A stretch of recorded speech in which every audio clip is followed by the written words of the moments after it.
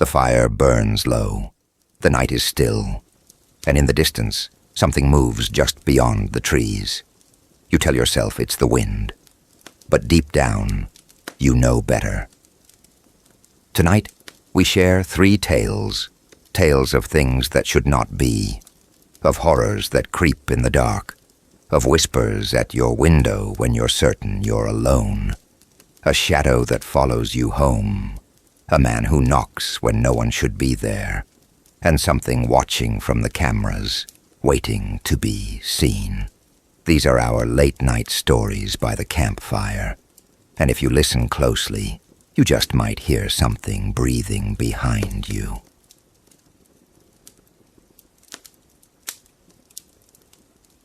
Clara Reynolds had always wanted a place of her own. She found it in the countryside, a small, affordable rental home, surrounded by trees and quiet roads. It was nothing fancy, just a 1-bedroom house with an old wooden porch and a fireplace that crackled on cold nights. But it was hers. The landlord, a strange older man with sunken eyes, barely spoke when he handed her the keys. "You're sure about this place?" he asked. She laughed. "Why wouldn't I be?" He hesitated, then shrugged. "No reason. Just, some folks don't stay long." Clara brushed it off. People were superstitious about old houses, but she didn't believe in ghosts or bad omens. That changed after the first knock. It was late. Clara had just finished unpacking, curled up on the couch with a blanket and a glass of wine. The house was still unfamiliar, the kind of quiet that made you hyper-aware of every little noise. The hum of the fridge, the creak of the pipes. Then, at exactly 3 a.m., she heard it. Knock, knock, knock, slow, steady, deliberate. She sat up, her heart suddenly pounding. It had come from the front door. Clara hesitated, then tiptoed to the peephole. Nothing. No one was there. She checked her phone. No missed calls, no messages. She lived too far out for pranksters, and she hadn't met a single neighbor. After a moment, she locked the deadbolt and went back to bed. But sleep didn't come easy. The second night, it happened again. Knock, knock, knock, 3 a.m. Clara sat up, gripping the sheets. She didn't check the peephole this time. She just listened. Nothing. No footsteps, no rustling. Just the silence of an empty porch. This time, she was too afraid to sleep. She stayed awake until the sun rose, then drove into town and bought a security camera.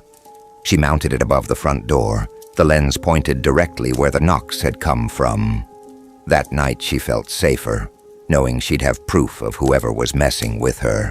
But when she checked the footage the next morning, her stomach dropped. The camera had recorded the sound of the knocking, but there was no one there. Not a shadow, not a flicker of movement, just the door, shaking from the force of the knocks. The third night was the night everything changed. Clara refused to sleep, keeping every light on. The knocking would come at 3 a.m.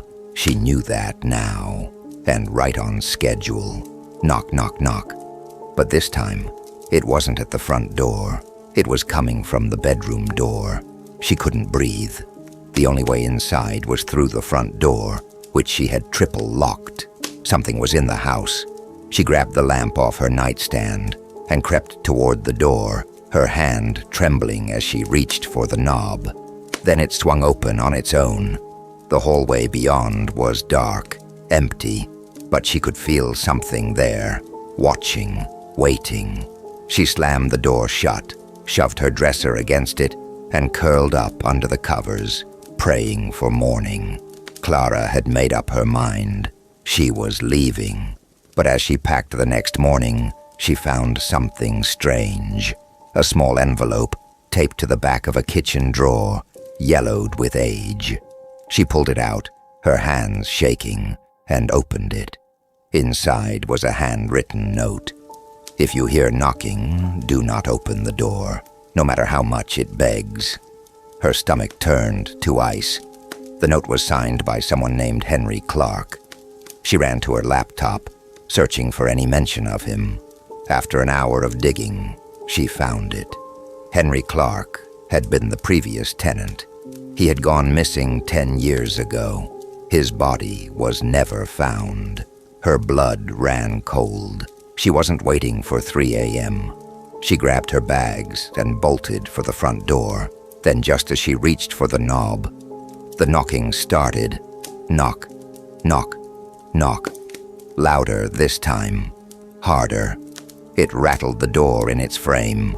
Clara backed away, her breath coming in ragged gasps. Then the knocking turned into pounding. Boom, boom, boom. A voice came through the door. A man's voice. "Clara, please, let me in." Her entire body stiffened. She had never told anyone her name. The thing outside knew her name. Her knees buckled as the pounding grew violent, the door shaking on its hinges. Then, silence. Long, deafening, until... Click. The sound of her front door unlocking itself. She ran, out the back door, across the field, barefoot, sprinting until her lungs burned. By the time she reached her car, the house was already distant, swallowed by darkness. She never went back. Days later, she called her landlord. When she told him what happened, he went quiet. Then after a long pause, he said, "You saw him, didn't you?" Clara's blood turned to ice. "Who?" she whispered. "The man who knocks," he said. She hung up. That was the last time she ever spoke of it. She moved across the country, threw away the phone, changed everything about her life. But some nights, even now, she wakes up gasping, her heart racing, her skin slick with sweat. Because sometimes, in the silence of her new apartment, she swears she hears it. A slow, deliberate sound. Knock, knock, knock. And she knows. He found her again.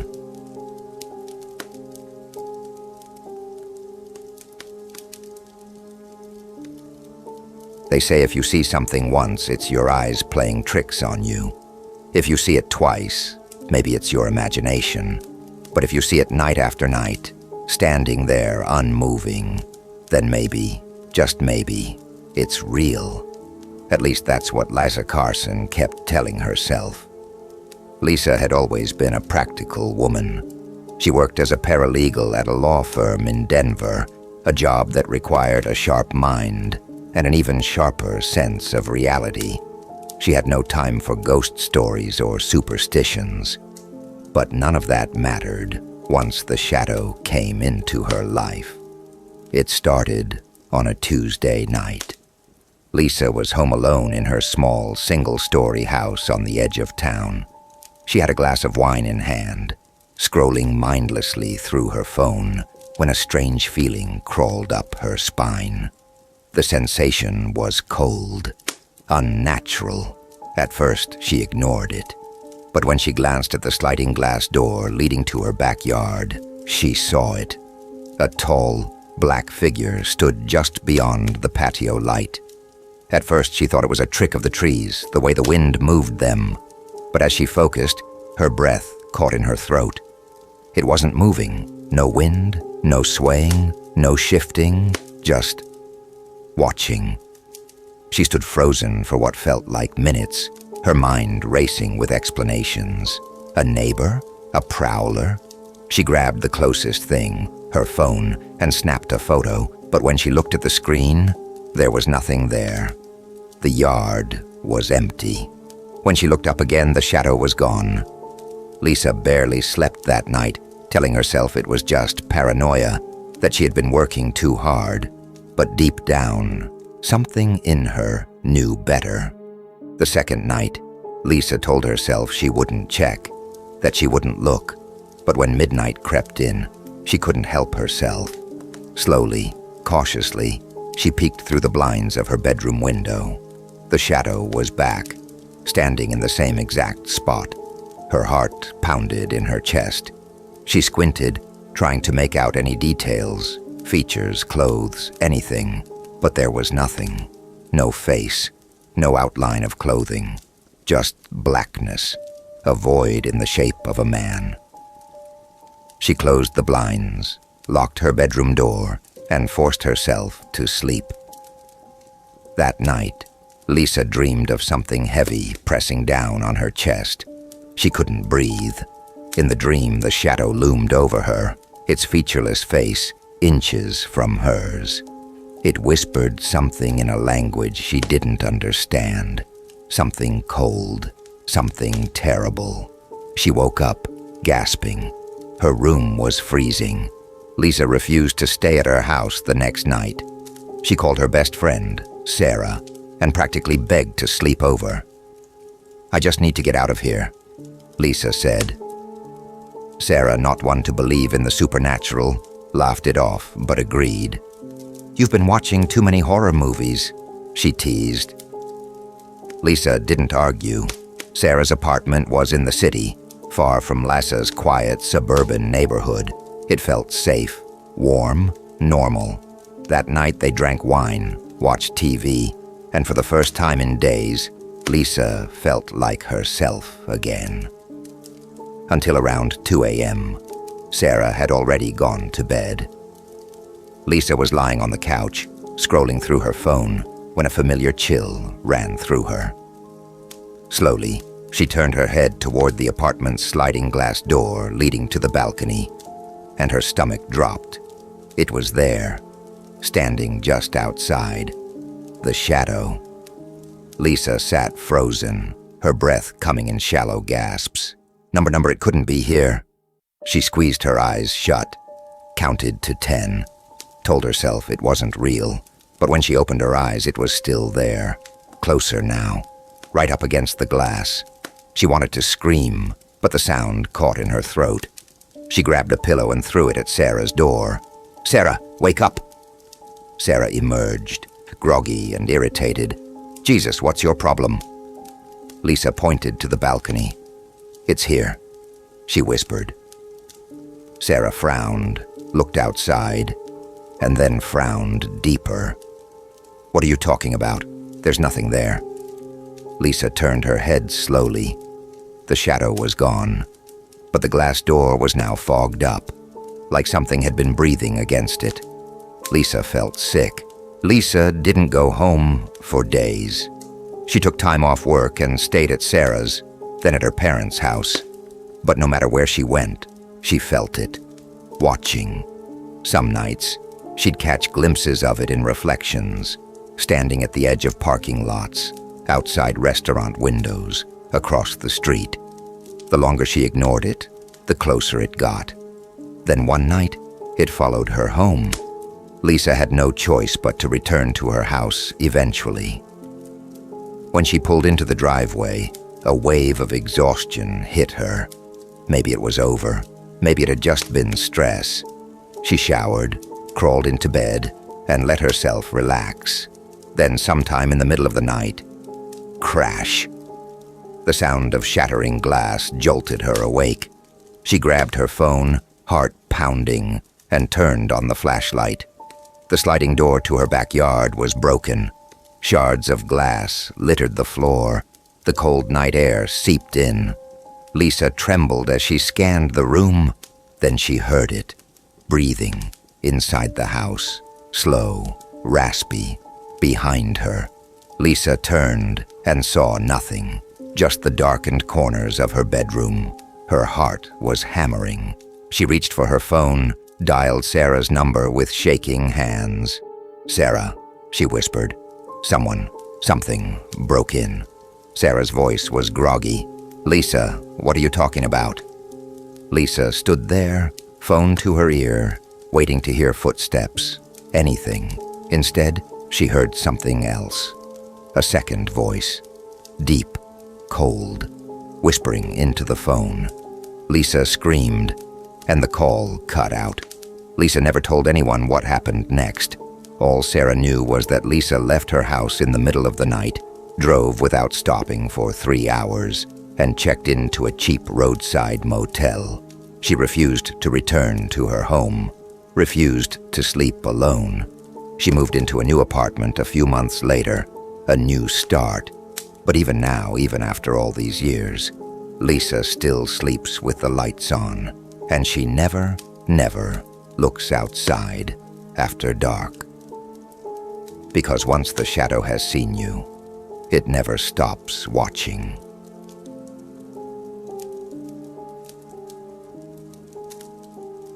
Michael Carter had been a night security guard for nearly 15 years. The job was easy. Too easy, really. Sit in a booth, watch the cameras, do a few patrols. The most excitement he ever got was chasing off teenagers who tried to sneak onto the property. But nothing had ever scared him until the man in the suit appeared. The abandoned Lockridge Steel factory sat at the edge of town, a rusting hulk of a building left to rot after the company shut down. No one had worked there in over a decade.